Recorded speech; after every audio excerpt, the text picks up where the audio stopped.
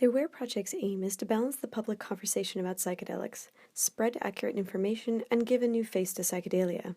We feel that this change will occur through connection and relationship, one individual at a time. We are calling on everyone whose lives have been improved through the mindful use of psychedelics to educate themselves and become ambassadors for the psychedelic experience. Show those around you that people who use psychedelics mindfully cross all social, racial, economic, and political boundaries. Okay, so hi everyone. My name is Ashley. Hi. I'm the founder of the AWARE project, Rethinking Psychedelics. We have been hosting a psychedelic awareness salon since January 2015, so it's almost been a year and a half now, which is really exciting.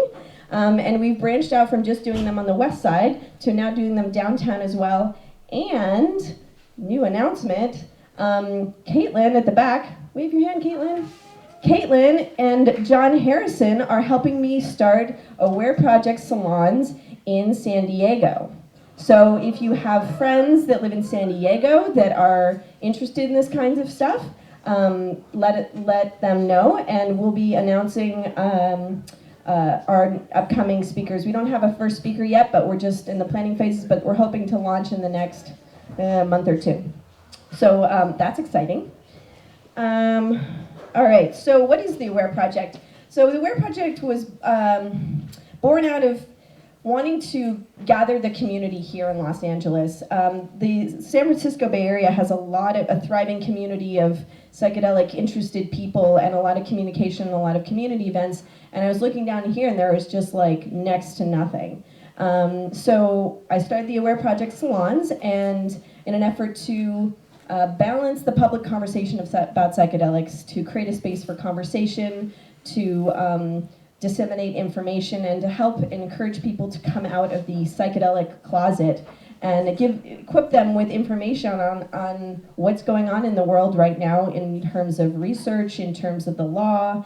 And so it's just really exciting that this continues to grow and expand, and that there's so much interest. So I'm really excited that you guys are all here today. All right, so just as a warning, because this is, given the nature of this topic, that we're creating a safe space here. So please, please, please do not talk about buying, selling, or making any of these things. Do not arrive on any of these substances. This is a safe space, and please don't try and like seek it out here, and also be wary of people. There are a lot of like what I've been kind of calling rogue shamans, because there's a lot of people calling themselves shamans these days, and just do your back, just ask around, make sure that before you sit with someone or work with someone that they've got some good social backing, because there's just this movement and these substances continue to grow, and it's easy for people to confuse the power of the medicine for their own egoic power. So just want to throw that out there. Okay, so without further ado, I'm going to bring up James. Woo!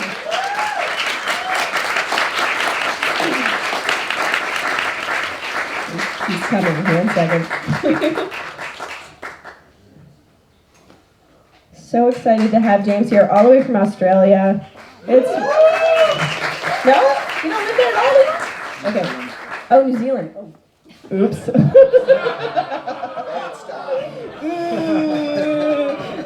Awkward. Okay. Well, regardless, I'm really excited to have you here. Yeah. Okay. Well, do you want the mic stand, or you want to just hold it? Okay. Yeah, thank you very much. Yeah, I'm Rich. Here in the light. I'll stand in the light. In the light. Yep. Kind of bright. Okay. Yeah, I am originally from Aotearoa, or New Zealand as it's more commonly known, and I live in New Orleans.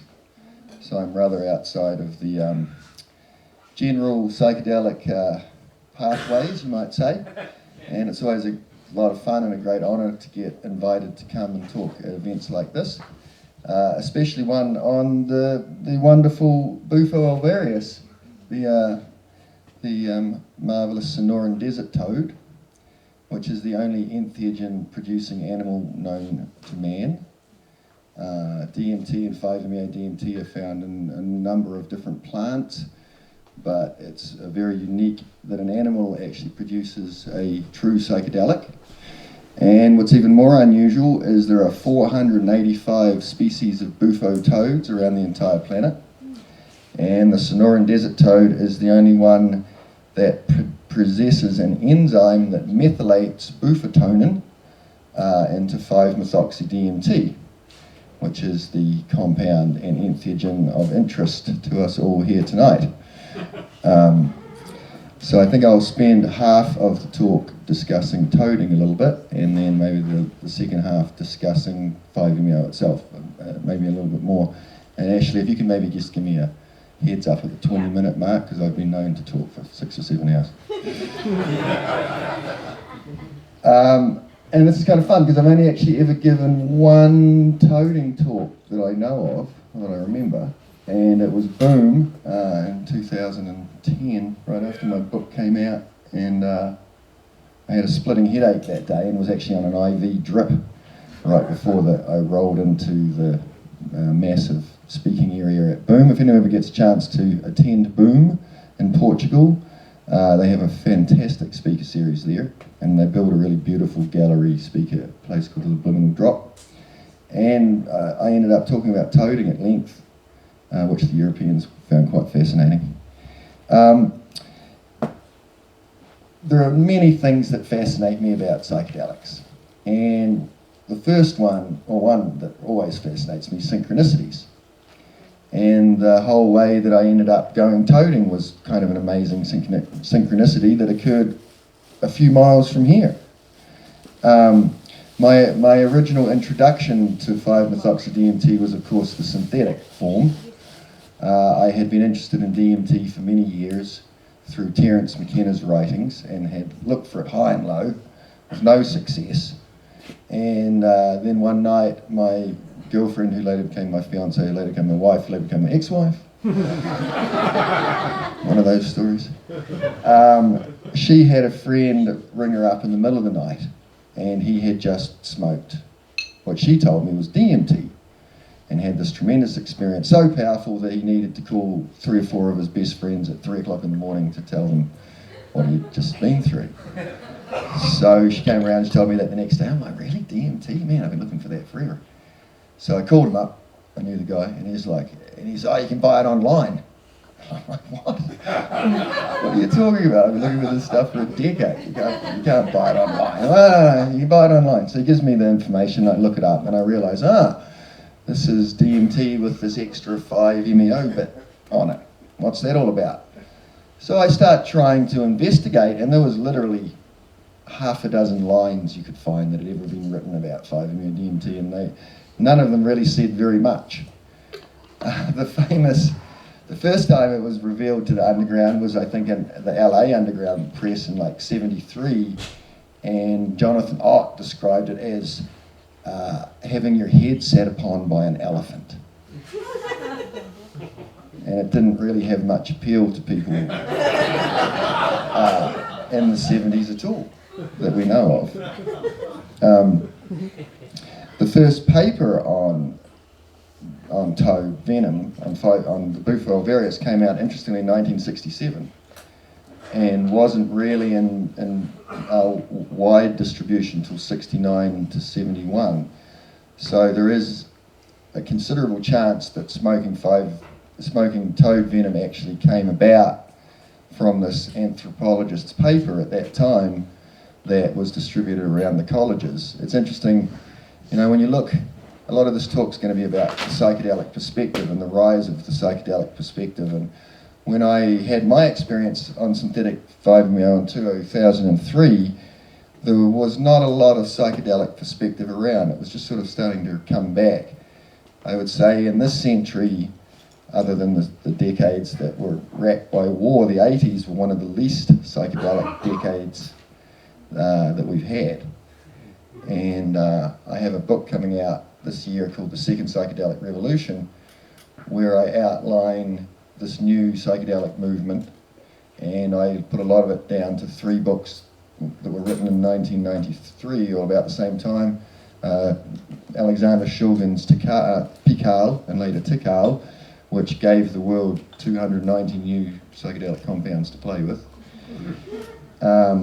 Terence's The Food of the Gods and Archaic Revival, which gave us a lot of the ideas about tribe and archaic ritual, and even a lot of the fashions and things we now have, I believe, came a lot out of Terence's writing. And Alex Gray's book, The Sacred Mirrors, came out at that time, and in my rather long essay I point out how a new psychedelic movement came about right at a time where it seemed like psychedelics were actually at a very low point. And I use the famous acid silo bust of 2001 as kind of my mark, where it seemed like externally the psychedelic revolution from the 60s was almost over. Larry's ashes had been shot into space, Terence died, Kesey died. The world's supply of LSD shrunk 95% in 2003, and for a while it really looked like LSD was not going to be around. And what happened? Well, what happens when we have a failed prohibition, people find other things. And what people went to was, we had a lot of organic DMT recipes suddenly bubbling around. People investigated all the 2C compounds. A lot of people investigated ayahuasca from Terence's writings. And it's rather ironic, you know, this October 6th, there's tons of synchronicities and ironies rolling around in my life this week. I don't know if you'll have noticed this desert trip, this big festival that's being planned by the people who are putting on Coachella for October 7th, 8th and 9th of this year, which is going to have a whole bunch of bands that were all around in 1966. Ronald Reagan made LSD illegal on October 6th, 1966. When he was the governor of California. So this festival will be exactly at the 50-year mark of the prohibition of LSD, which I think shows us what an incredible failure it's been. But it's very interesting to me that, you know, when you prohibit something, the result's diversity. And that's really what happened from clamping down on LSD, was they let a whole lot of other cats out of the bottle. And a lot of people went back to, mixed my metaphors there, didn't I? A lot of people started investigating organic compounds again, which really were pretty obscure other than magic mushrooms. So my own experience came on synthetic 5-methoxy-DMT the first time. And it was actually at a low point in my psychedelic career. I'd been quite active with psychedelics in my 20s.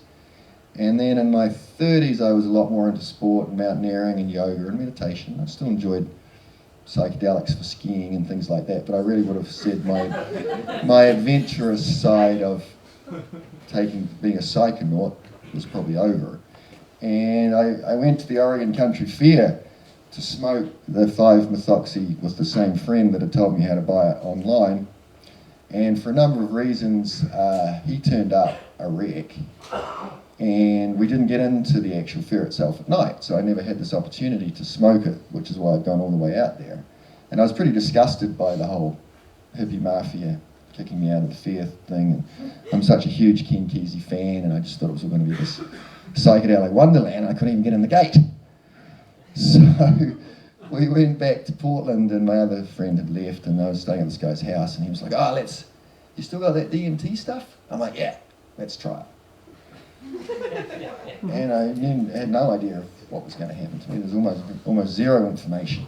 The only information my friend had given me was like, if you get in the light, stay in the light. All these weird things will try and talk to you, but just if you get in the light, stay in the light. Okay, I get in the light, I'll stay in the light. And we were in a very nondescript environment. My friend had a pretty normal suburban house in the suburbs in Portland, and he had a little office that we threw a mattress down. And there were no statues, and there were no punkers, and there was no incense. And it was really very bland. And I took a 1/10 of a gram because that was all we could weigh it up at. And I hear a lot of talk about road shamans and the eyeballing 5-MeO-DMT. I don't really agree with that. I'm personally a great fan of having a scale that goes to 3 decimal points and being very careful. And I actually believe that your goal should be to lower your dosage to what I call the MED, the minimum effective dose to achieve a full release. So the idea is maybe start somewhere in the, there's different ways of doing it. If you're using a lamp, it's much more efficient. If you're burning it on pot, it's much less efficient, etc., etc. But personally, I go somewhere in the 15 to 20 micrograms, microgram, I always get it wrong. And I just smoke it on a pipe with a little screen and a little bit of pop just to make it go. And you try not to, you mix it up. It's a very simple method and it's inescapable for me, personally. Unlike DMT, which I find very fragile and very difficult. So yeah, I took 1/10 of a gram and I chopped it in 3 piles, or 4 piles, and I took the biggest pile, because of course I wanted to make sure it worked. And I think I probably did maybe as much as 40 mics. And 45 minutes later, when I came out of that experience, to a room that looked like a bulldozer had gone through it, and with my 2 friends cowering in the corner, wondering if they had to call 911 if I was ever going to come out of this. And I was very astonished to discover that I had done a Maori war dance at one point, and I'd been under the mattress. And then at some point I had gotten to my feet and I had declared, it exists, it exists, it exists, I am there. And the real kicker that threw me as I repeated the word God multiple times. And at that time I was a hardcore scientific rationalist atheist. So to have had an experience that I could only associate with a word that has a lot of baggage attached to it in these days, certainly spun me around a lot. And I spent most of the next 5 years trying to figure out what happened to me. And that ended up being my book Tryptamine Palace, which I was writing a novel at the time, and I really thought it was a horrible idea to stop working on my novel, to start working on a book about an obscure psychedelic that no one had ever heard about, that I was sure couldn't get published. And luckily I'm a burner, so I had the brilliant idea that I would write a book as my contribution to the Burning Man art movement, and that was the impetus of Tryptamine Palace, and I gifted 500 copies of it in 2 forms over 2 years on the playa. And I really am thankful, who's that great photographer, Scott London, who does all the great Burning Man stuff. I read an interview with him recently, and he said that Burning Man made him a photographer, convinced him he was a photographer. And I think for so many of us who've been out there, it actually releases the artist in you. I was 40 till I really realized that I was an artist, and that's all I'd ever been. And I think I really appreciate Burning Man for that. And I often think its importance as an art movement is really overlooked. And it's much more thought of as being a music festival, which to me it's an art movement that the music tags onto. I sometimes wish that the public perspective was more of it as an art movement. James, a little closer. Oh, sorry. So I spent a lot of time trying to figure out what happened to me. Did a lot of research, came up with some theories. And I was very interested in these toads. I was like, oh, there's a toad that excretes the stuff. How extraordinary. And I didn't really know how I was going to go about toading, but I sure thought it sounded cool. And I was in New Zealand. I'd gone back to New Zealand, and I was in my proselytizing stage, where I was one of the first 5-MeO missionaries who can turn on the world. And I went back to New Zealand, and I couldn't convince a single person to try it. All of my friends were like, no mate, you've lost your mind. A lot of them thought I was trying to start a cult. A lot of them thought I'd become some kind of a born-again Christian. I was like, no, it's nothing like that. And it was really quite funny, because I literally travelled the length of the country, and my friends had done plenty of other psychedelics with me, but no one was going to try 5-MeO. And I had a huge row with my father, which is not uncommon. As Ram Dass said, if you think you're enlightened, go home for the weekend with your parents. Gets me every time. So Dad and I had one of these huge blowouts that we have over money and my vagabond lifestyle. And I left my parents' farm and I went to spend the night at my friend's farm, who I grew up, two brothers who I grew up very close with, and who I thought were the most likely candidates to have a go at the 5-MeO.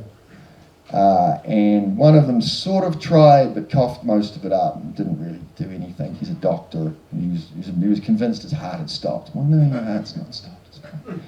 But he didn't really get much in. So, and then his brother wouldn't. So I did it. So I had a really powerful full release experience.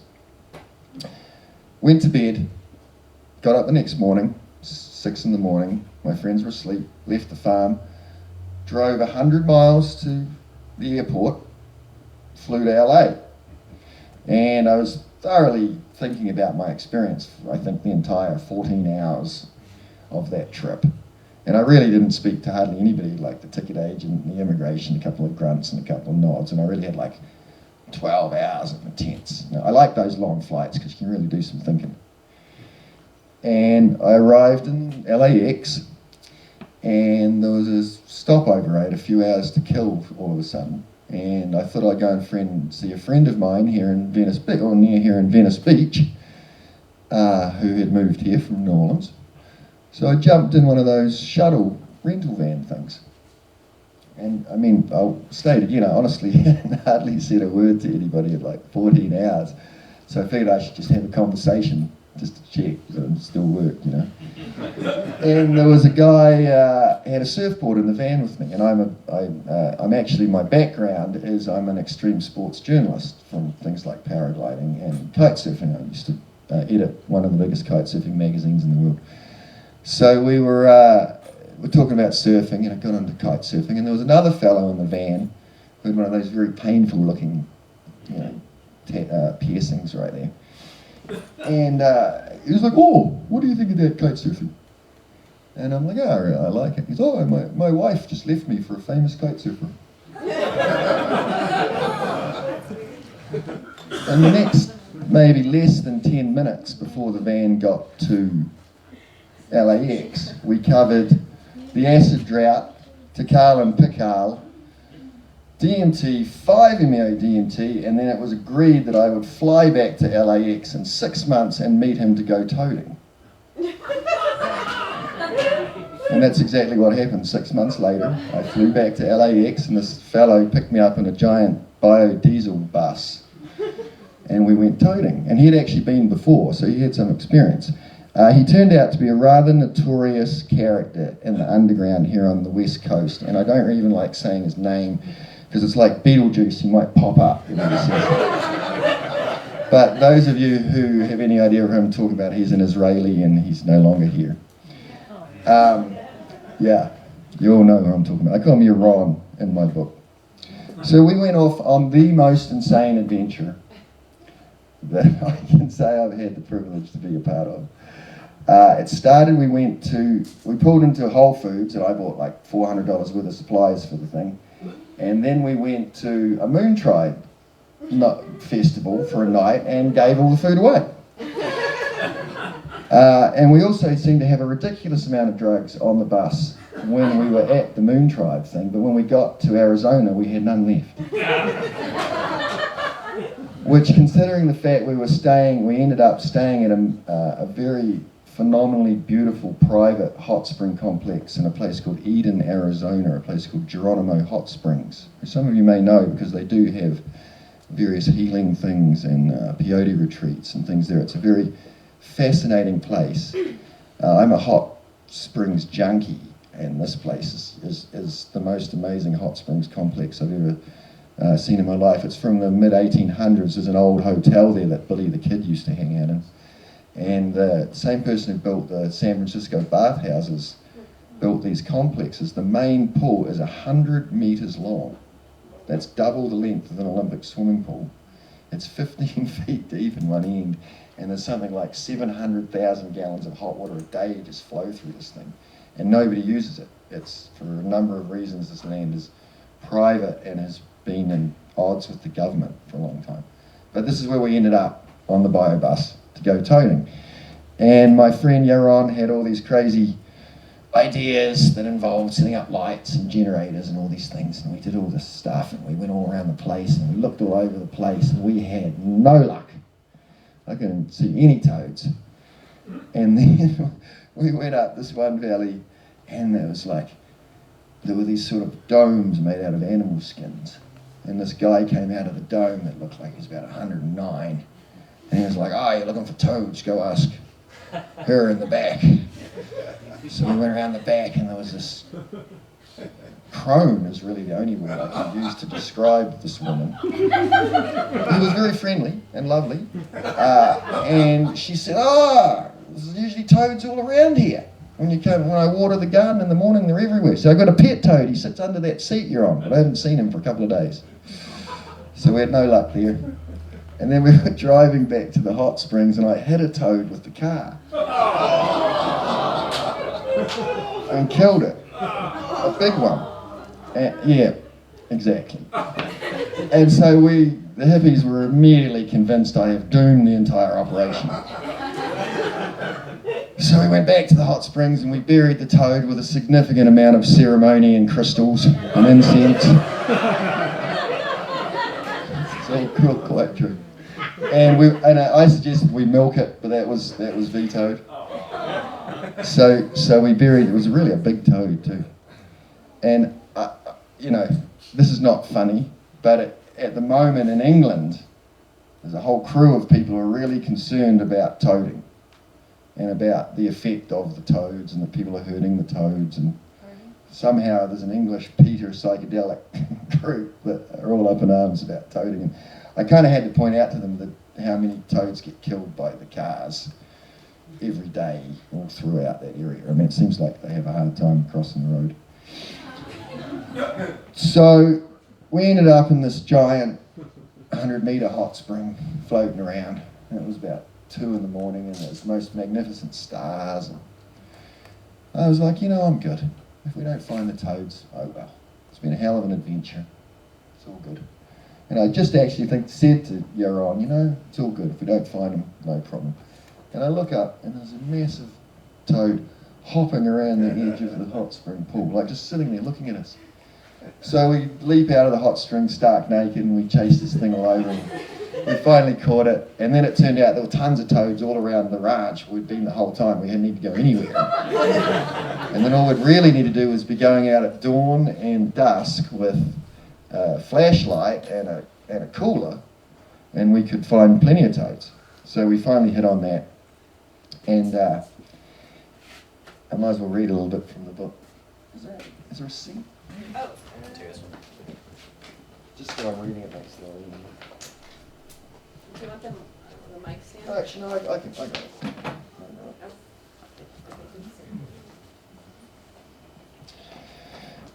I could tell you about that first fruitless week of toad hunting, about living on the bus, about paradise and the incredible complex of hot springs there, or how I accidentally killed the first bufo we found, hitting it on the road in a rental car at dusk, while on our way to one of Huron's secret toading sites.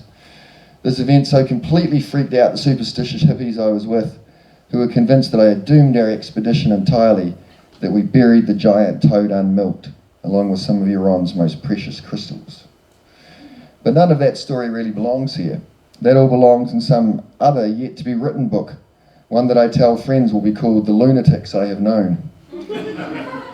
What I will relate is how we found our first big living bufo Alvarius just minutes after I had declared that it didn't really matter if we had found any toads at all, since the trip to Mexico on my Israeli host's bus had been crazed adventure enough for anyone, and that I no longer cared whether or not we found the living source of the most powerful entheogen known to man. I said in the book we went to Mexico just to drive people off the scent that I actually was in Arizona. But technically that is old Mexico.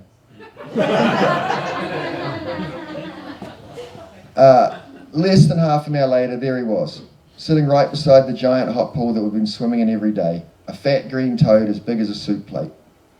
After the days traversing the desert, we were shown that we hadn't needed to move inches, let alone a mile. He just sat there looking at us at well past midnight, even though bufos generally come out at dawn and at dusk. What this fellow was doing up so late I will never know. Not 50 yards from where we'd ceremoniously buried the toad, I'd accidentally killed this very living bufo. Obligingly jumped between us as Yaron and I shouted and laughed like the pair of naked fools we were, until we managed to grab him. Taking him straight back to the bus, we milked his venom over a pane of glass, pressing on the glands behind the head and on the legs until the milky white liquid spewed out as if we'd popped a massive pimple. So that's exactly how you do it. You get a sheet of glass, and you just sit it in your lap, and you hold the toad, and you just kind of stroke the glands, and it squirts the venom out, and then it dries out overnight into this crystal that looks like it's come straight out of the lab. It formed puddles that dried by morning into a white crystal, more synthetic looking than anything I'd ever seen. Yet it was purely organic and contained up to 15% 5-MeO DMT. We knew that we could carefully milk him twice within a 12-hour period and then let him go. Apparently after 2 milkings the glands are empty and require some time to refill, so we left them for a while before we let them back out in the desert. Even after such treatment, the bored ancient seemed utterly unperturbed by the whole affair, perhaps only thinking, here we go, bloody humans again. Our first bufo alvarius netted us 0.5 gram of dried venom. From then on, we would find a couple of toads a day until we left, by walking the perimeters of paradise with a flashlight and a cooler at dusk and dawn. Eventually, we had 2 or 3 grams of the crystallized venom, enough so that we could sit down by the pool and think about smoking something sacred, something that had not been bought from any dealer, not isolated by any chemist, something sought after and hard-earned, one of the rarest treasures known to humanity. We had milked an ancient and carefully scraped up crystals more precious than diamonds, our alchemical white gold. When the flame hit the venom in the pipe, we could smell the same unmistakable smell and experience that same unmistakable gateway, that same intense fractalization of reality. But somehow it was miraculously softer, smoother, and dare I say it, more organic. Somewhere between my intake and my transportation to that other land, while I was holding my breath with the smoke tickling my lungs, with that transportation just a moment away, I realized, no, I knew that I had reached the tip of the entheogenic iceberg. It was as if I was being told, you have followed the great road, and this is the reward for your diligence. There are wonders you will be shown. Everything in your life has led up to this one moment. You are following the most sacred of paths, and if you are fortunate, you will realize a timeless truth, one that can only be experienced, not explained. Words just cheapen it, because it really just is, and you become one with that. Now you must relax and let go into the light, and that which can be so difficult on the rocket ship of pure synthetic 5-MeO DMT is as light and easy as a cloud on the grace of nature's gift from the venomous toad. Breathe. Be. Breathe. What good is quantum physics compared to that, you might ask? What good are all the works of genius compared to going out into the desert and milking bufo alvarius toads, sitting by a pond, and for a brief window in time experiencing a truly different dimension of reality, perhaps even marveling in the wonders of becoming one with God? When you smoke the venom of the Sonoran Desert Toad, you enter a realm beyond the limitations of any human language, a place where even the wildest rantings of an afflicted mystic or the maddest fantasies of a theoretical physicist both feel universes short of describing the knowledge implicit in that omnipotent tryptamine zone. In this place, all the worlds in the world are like a desperate message in a solitary bottle thrown into an endless sea.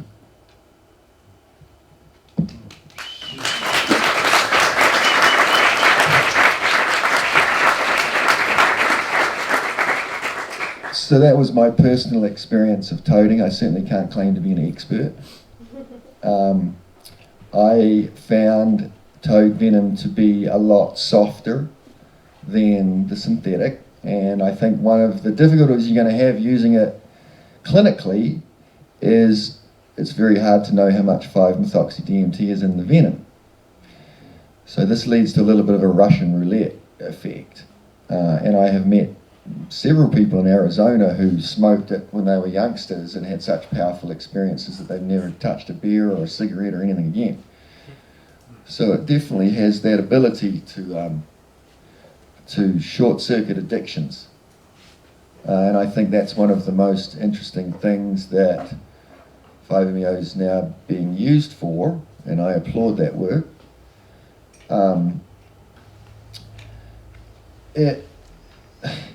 Hearing it described as a medicine makes me cringe sometimes, though, and the same with ayahuasca, because in a very traditional sense, they're not traditional medicines in that they don't work on the body and cure things in a traditional sense.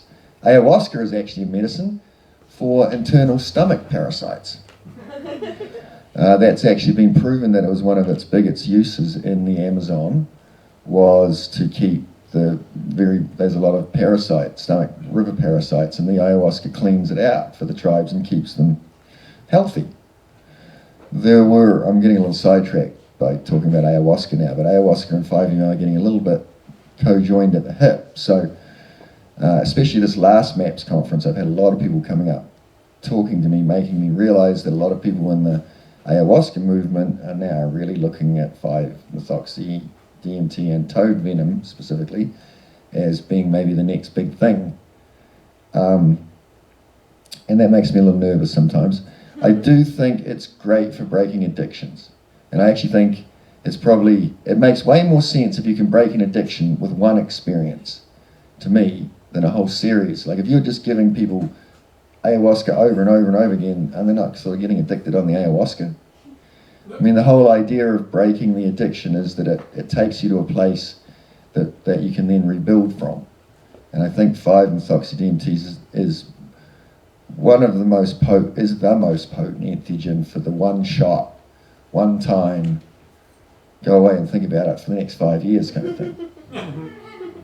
I had a woman come up to me, at first in Alchemize in Hawaii, but I met her again at Burning Man.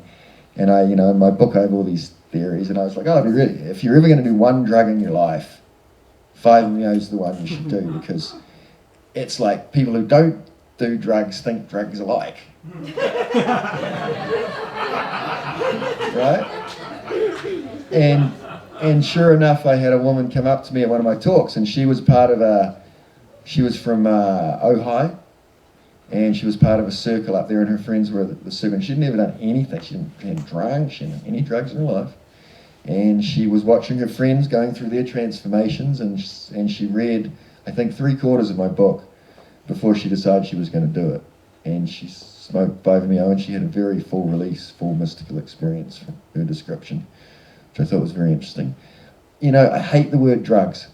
It's just a massive blanket term that we use to control all these different compounds. And even within our own community, because we have this idea that, everything suddenly is all right and okay, and I don't agree with that at all. I think there are a lot of drugs we should not be doing.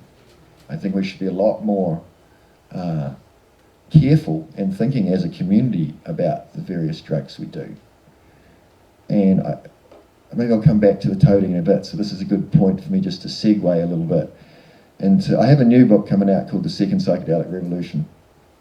And it is my work, mostly short pieces that have occurred since the publication of Tryptamine Palace. And as I was explaining to someone today, my obsession was private until the publication of Tryptamine Palace, and then suddenly it became my job. I'm out there getting flown around the world talking to people about 5-MeO DMT, and there's certainly no doubt it's had a super powerful effect on my own life, because it's created a whole new trajectory for me. But I noticed over the first few years, I've been a public speaker for almost a decade now, and I used to talk a lot about my mystical experiences and about God, and it really turns a lot of people off. The word God can alienate a room pretty quick, which I find very unfortunate. And I really believe that one of the things, if our society is going to survive the next 50 years, we have to update our idea of what God is and what God could be. because there's an enormous amount of data out there showing that the universe is far more complex and fascinating than we could have ever conceived of. We've got plenty of new avenues to redefine our spirituality, which we've abandoned because we've kind of abandoned all spirituality in many ways. And it's interesting that the Dalai Lama and even Pope Francis have said things along the lines that they believe that the days of organised religion are over, and that the goal now is for us to re-establish a personal relationship with the divine. And I think for probably most of the people in this room, ayahuasca or 5-MeO-DMT or these things are opening up the possibility of that conversation. So after I finished the final version of Tryptamine Palace, I got ready to self-publish. John Hanna, who published the Entheogen Review, liked it and said it's good, and with a bit of work we could make it good enough to put out there. And I said, oh, that's really nice, let's do that, let's make this thing and publish it. So we did a bunch of work, and I had always been hated the idea of being rejected by publishers. Just I hate the idea. So I said, all right, you got to get over it. Send a couple of copies off to get used to getting rejected. So I sent one copy to a publisher in Boulder that had published one of Stan Groff's books, and I thought might be interested. And I sent the other copy off to my favourite publisher, who publishes books by Irvin Laszlo, who's a systems theorist I'm a big fan of, and Rupert Sheldrake and people like that, and just this great metaphysical publisher who I didn't know had also published DMT, the spirit molecule, under a different imprint. And they accepted the book, to my astonishment. So then I did a lot more work on it, and it finally came out in 2009, and now it's all around the world. And I've been talking these talks quite a while, and as I said, God really alienates audiences. So after I finished Tryptamine Palace, I was actually in Brazil, and I'd been carrying around a copy of Eckhart Tolle's book, A New Earth, for some time. It had been just going in and out of my bag, and I kept meaning to get to it. I read a bunch of other books. And literally, like, I sent in the final manuscript for Tryptamine Palace. Like, they were like, you cannot change anything else. They were annoyed with me. They'd been ready to publish the book 6 months earlier, and I was like, no, it's not ready yet. It's not ready yet. I really annoyed them. I can't believe they've accepted my next book. And Eckhart Tolle's book was the next book I read. And I would say, if you want to read a book that helps you understand your psychedelic experiences, especially 5-methoxy-DMT, read A New Earth by Eckhart Tolle. There's not a single mention of psychedelics in the book. But what it is an examination of the role of the ego and the universal mind. And for me, the high point of a 5-MeO-DMT experience, the true entheogenic mystical experience, is if you can experience consciousness without identity. So the ego structure is entirely disrupted. You have no idea of who you are or who you came from. You experience in resonance the universal mind in its full glory. You recognize what that is. Now, at the peak of that 5-methoxy experience, well, as it's peaked, you're like, wow, this is incredible. And then you're like, how long's this been going on? And then you're like, well, hang on, who am I? And as soon as you think that, within minutes, seconds, you're back in your body on the ground. That's the ego reforming, right? So Tolle's idea, I've spent most of the last decade trying to bring Eckhart Tolle's ideas into a psychedelic perspective. I would say that's probably where I'm at these days.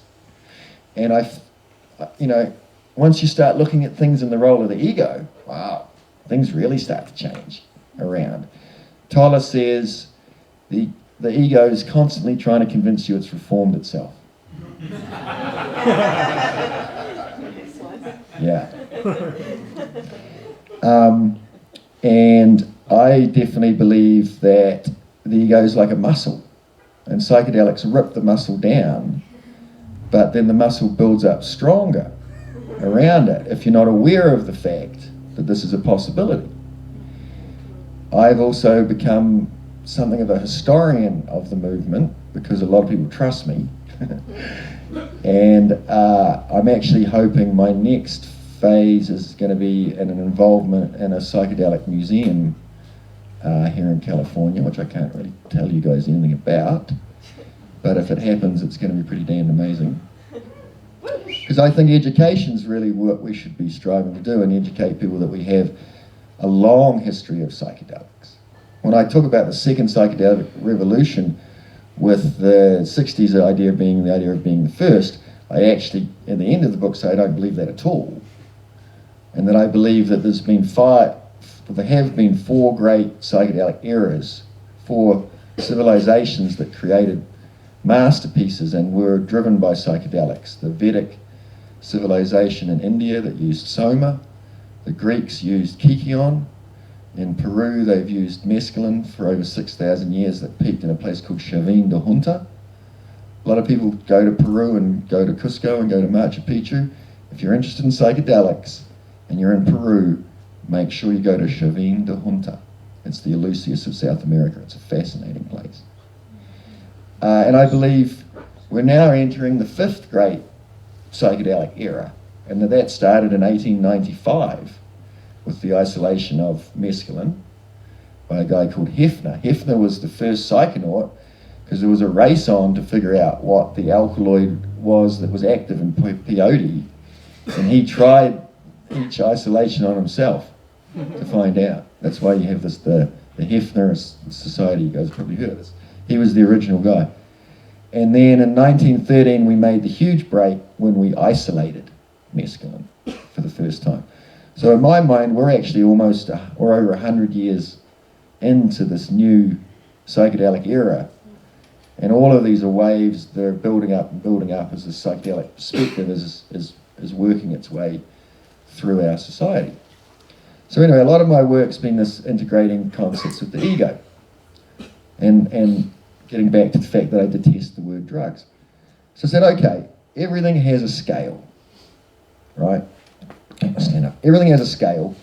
Let's make the scale what a compound does to the ego.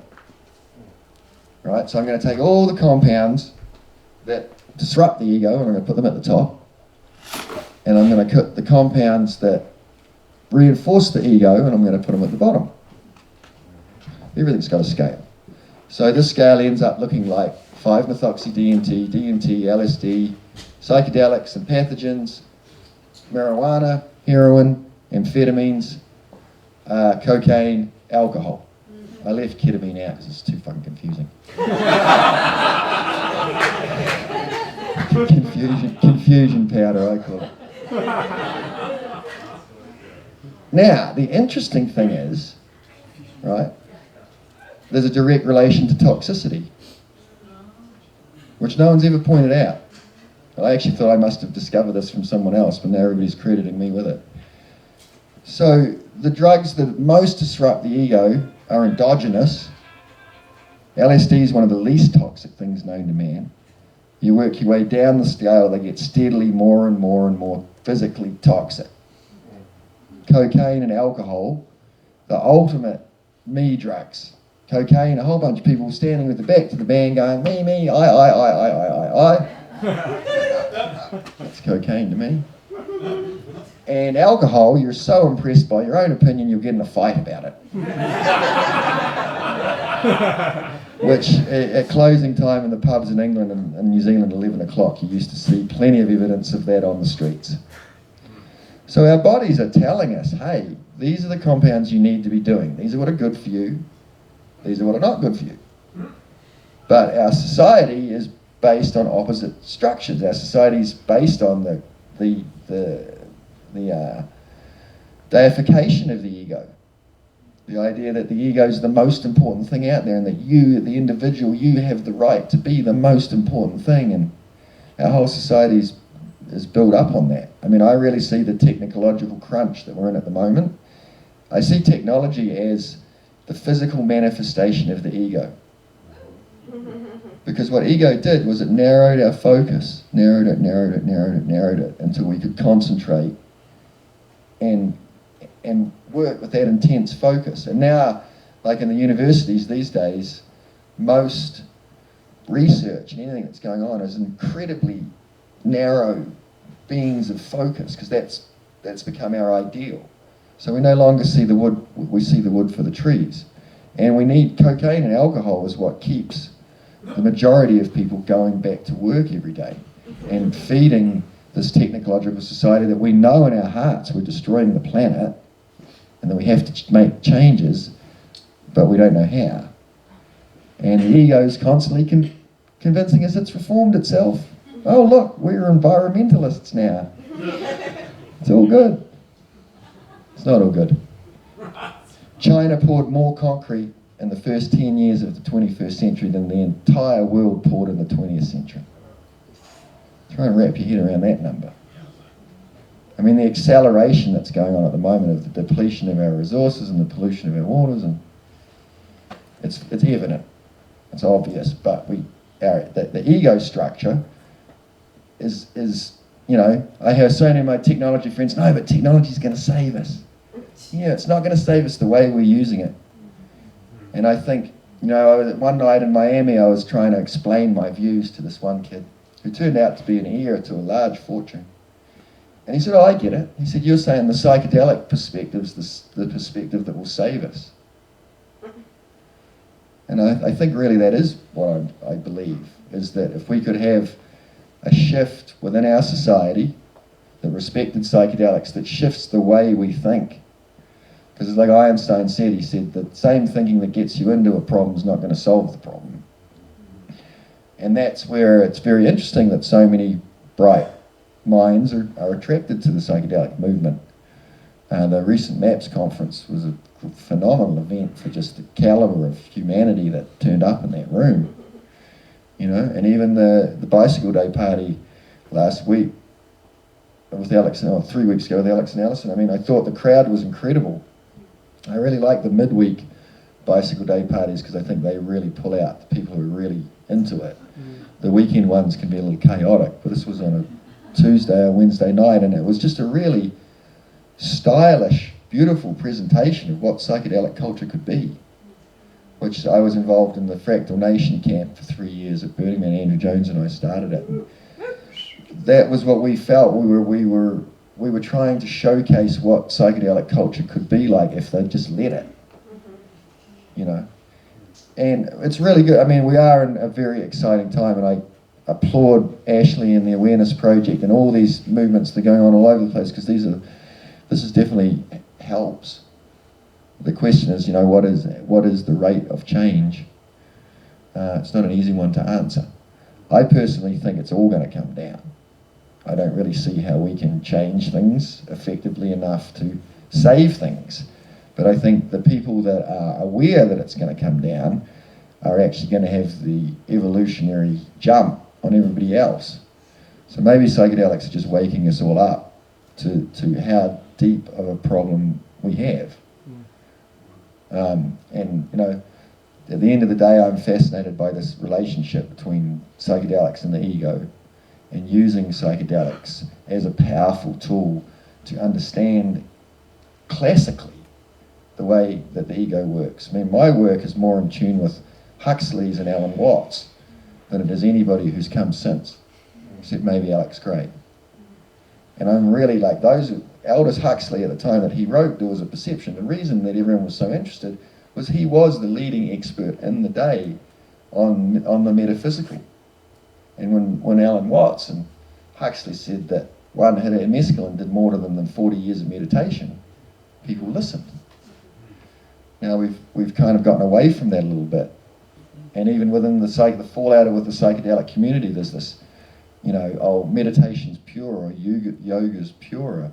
Well, meditation and yoga came out of the same Vedic tradition that Soma generated. Anyone that's done 5-MeO sessions has maybe noticed the unusual thing when people get up and start doing yoga poses and do classic sun salutations and do all these things, and some of them have never done yoga before in their life. I honestly believe that yoga came out of observing people doing Soma. And they're like, oh, maybe we can create a whole system. It's entirely plausible. I honestly think that's where yoga evolved from, was as a method of deepening their psychedelic experiences and looking at the movements that came out of the psychedelics. So I find the attitude that, you know, it's a less pure form is kind of this throwback to the 50s anthropology of Mircea Eliade that using drugs was an impure form of shamanism. Well, even Eliade admitted he was wrong. He said, well, we just didn't have the data in the 50s. And that's another thing that always fascinates me about the psychedelic perspective is, as it's going along, you had a whole generation of anthropologists trained in the universities in a psychedelic era, so then when they went into the jungles, suddenly they were seeing things from a different perspective that the anthropologists 30 or 40 years earlier were. And at the same time, you've got organic chemistry starting to isolate these things. Like DMT was discovered in a lab before it was discovered in nature. It was isolated much later. So there's sort of these, like, you know, these crossing points that have all been happening in the mid to latest 20th century. And I'll just go out with my breakdown on the ego. I find it fascinating that mescaline was first isolated the first year that Rotkin discovered radiation. And LSD was discovered its effect within months of the completion of the Manhattan Project. Now, if you were to ask me what's the most egotistical invention that's ever been invented, it's the atomic bomb. The idea that one person has the right to kill millions of people because he believes he has that authority. That's an ego, even in any form, even in a defensive form or whatever, that's an ego gone rampant, which is what most of our world leaders are these days. Now, LSD is the only compound that a competent chemist can make 1 million hits of in an afternoon. And it came about in a very packaged way that was perfect for the times. You know, I don't think that was coincidental. I think LSD's that, you know, it sent a wave of ego evaporation through the United States and Europe that we now see the results as the environmental movement, the yoga studios, the interest in Eastern, a lot of this came from that experience. So hopefully we are now that next wave, and we will continue to challenge the ego of our society. Thank you very much for having me out to Los Angeles.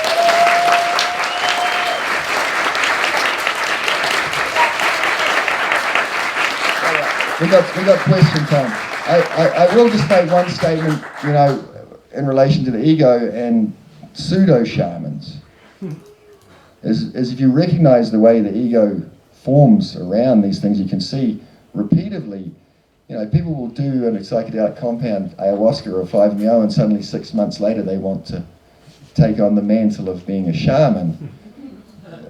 I think they should take a couple of steps back and really look at what their motivation for that is. And I think a lot of times, as they classically say in Zen, you make the mistake of thinking the finger that points at the moon is the moon. It's not the psychedelics, it's our reaction to the psychedelics that counts. Or as Huxley says, experience is not what happens with a man, but what a man does with what happens to him. Questions? Do they know what the soma was? There was just an article actually. Did you see that? Maybe. And There's a lot of theories.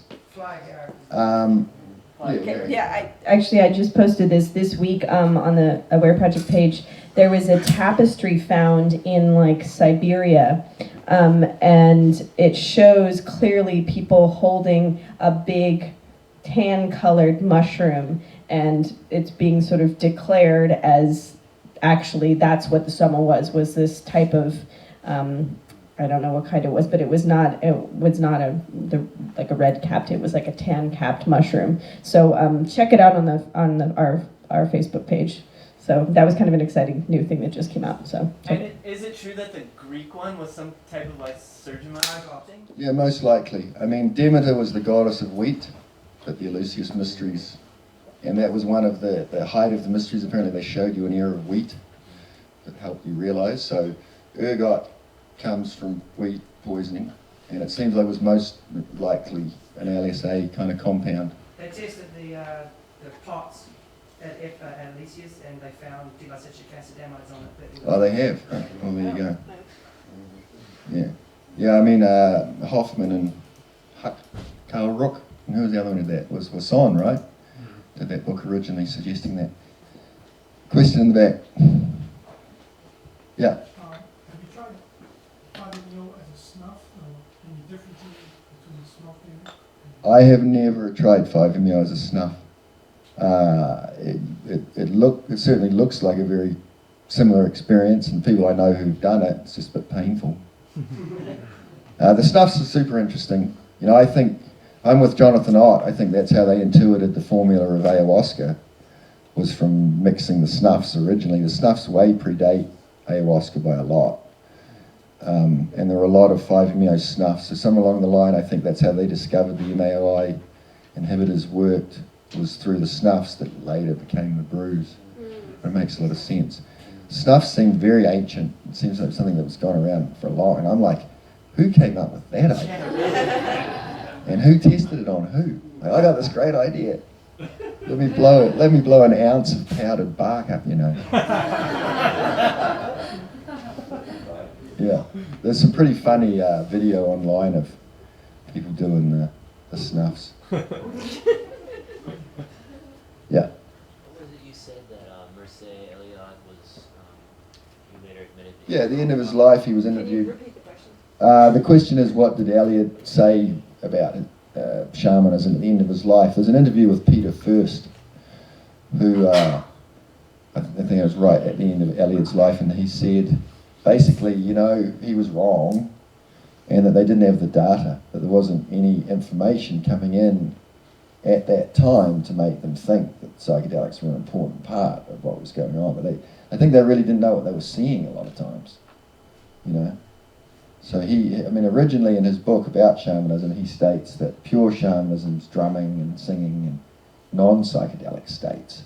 But since then, we've discovered 95% of shamanic cultures everywhere use whatever plants they can, and the few that don't are in areas that don't have plants that work. You know, and it's interesting that some continents are so much more loaded than others.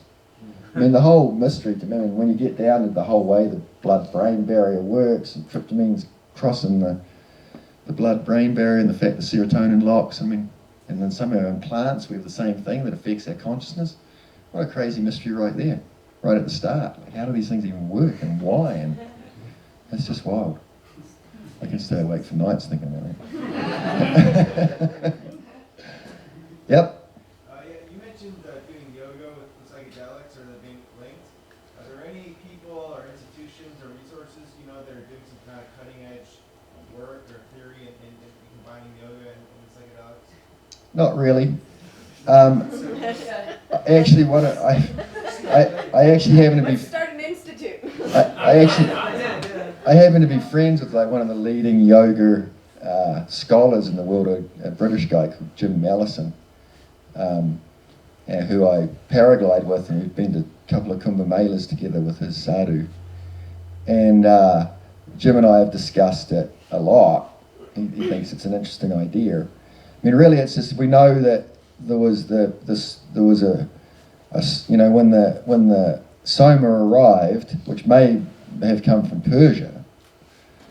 A lot of these things, Vedic philosophy, all came out of it. So there was definitely a psychedelic culture in place at the time that yoga and meditation first evolved. Now, how much they evolved out of the psychedelic use is, we could obviously probably never say.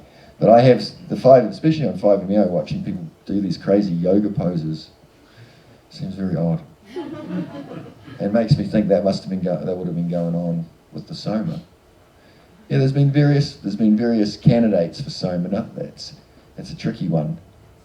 There's something like the way it's described in the Vedic sutras doesn't really fit any of the candidates. And I kind of feel like maybe desertification or something was involved, that they lost the plant, that there was a climate shift, and somehow it just went away, but who knows? That's really a huge mystery, but something like 1/3 of the Vedanta are about Soma. It's just crazy.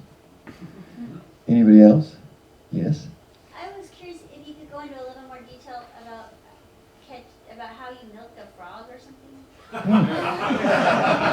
Oh, it's really pretty simple. You sit in a chair and you get a pane of glass, and toads have on their legs and around their necks and on their backs these partoid glands. They look like little bumps.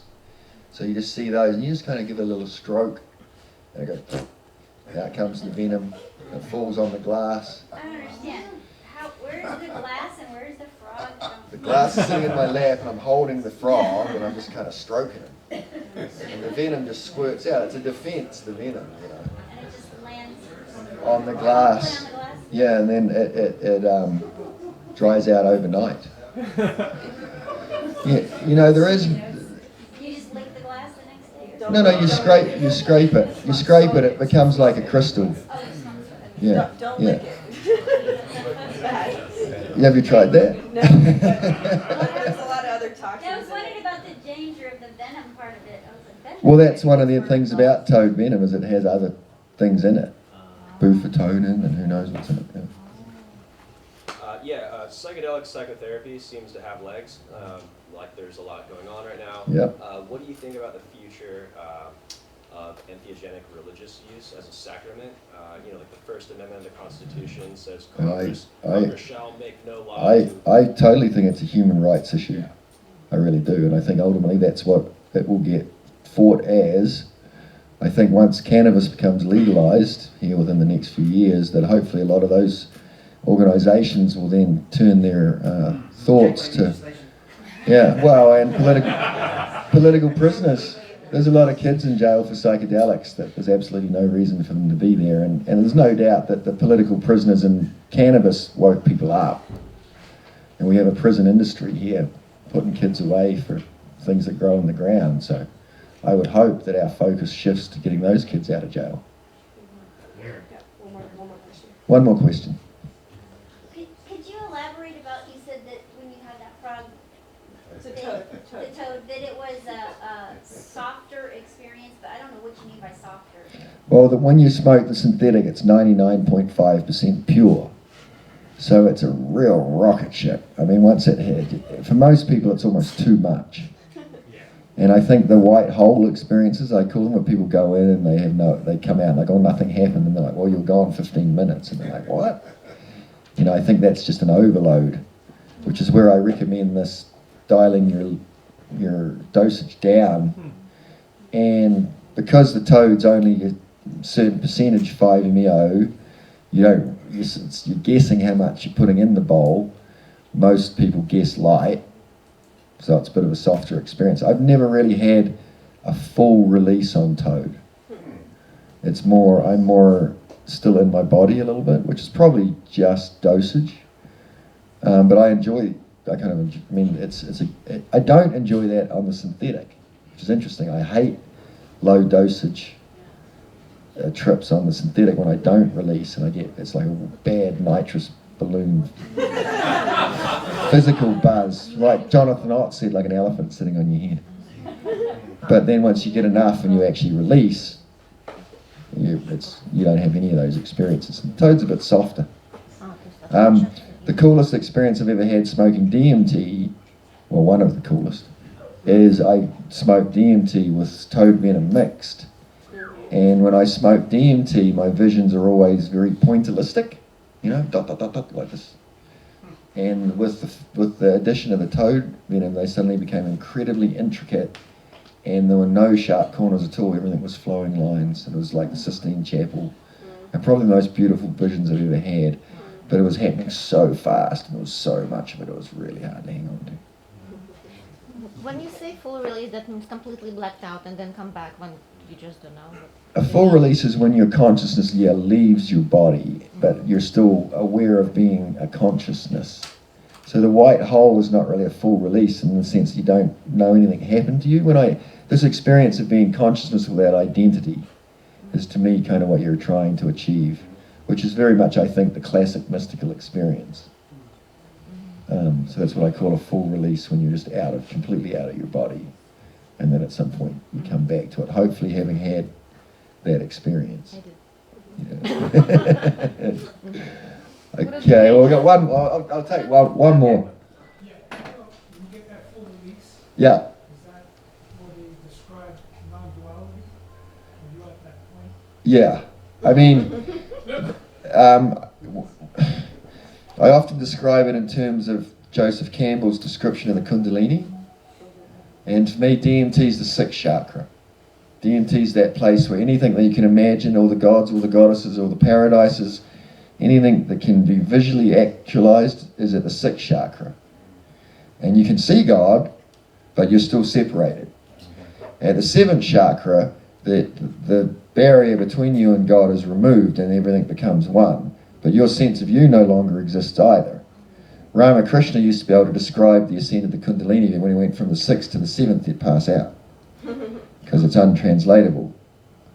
And to me, that is very clearly the difference between DMT and 5-MeO-DMT is 5-MeO-DMT is mostly non-visual in a classical sense. It's really hard to classify even as a hallucinogen, you know. Alright, okay. Sorry, what was that? Have you thought about what the regulatory structure looks like as we move forward? Because you said that people shouldn't do all drugs, but there's going to be a law, So you've been in the space for a long time. I don't think they should be handing out 5-MeO on the corner. I agree. So what might that look like? I mean, I think that's probably a little out of my field. I would like to see modern mystery schools created that integrate our sciences and our mythology and our art and our all things into one big ball, and give people a real creative zone to work in. That would be an ideal. I do think my scale of the ego versus toxicity makes a lot of sense. I don't think we should have toxic, poisonous drugs in circulation. Cocaine especially. And alcohol. Alcohol's a Neanderthal drug. It's the worst drug we got. Imagine if you went to your dealer and he said to you, oh yeah, I got this great new drug. You're going to think you're real smart, but actually you'll be a bit of an idiot and you'll drool over yourself. You'll be loud. You might kick your dog, you might hit your girlfriend, crash your car, and you wake up in the morning, you're going to feel like shit. You want to try one? If I ran a pill, no one would touch it. Seriously, the social costs in our own society of alcohol are very obvious.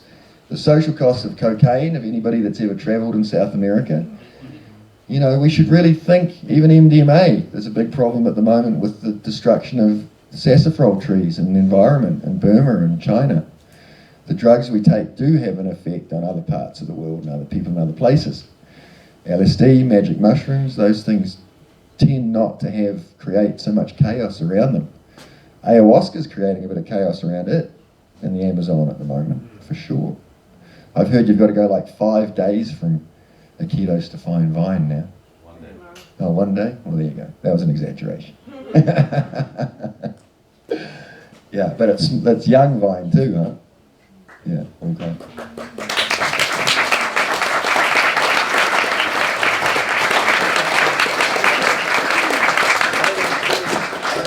Yeah, very quickly, sorry, I have 2 books coming out this year.